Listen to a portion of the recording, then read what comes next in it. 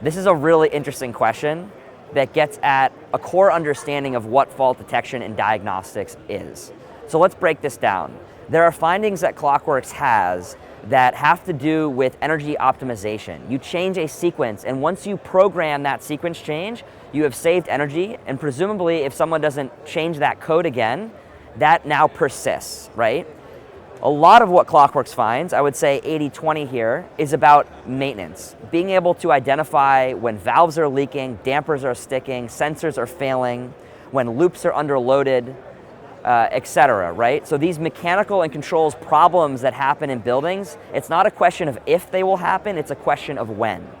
So this is why we have clients that are using Clockworks 10 years later, is because it becomes a core part of their maintenance strategy to make sure that every single day their teams understand where the top priorities are and that they're able to plan and schedule that work as part of a core workflow, as opposed to react and firefight to problems that have already happened where they didn't know that they were occurring.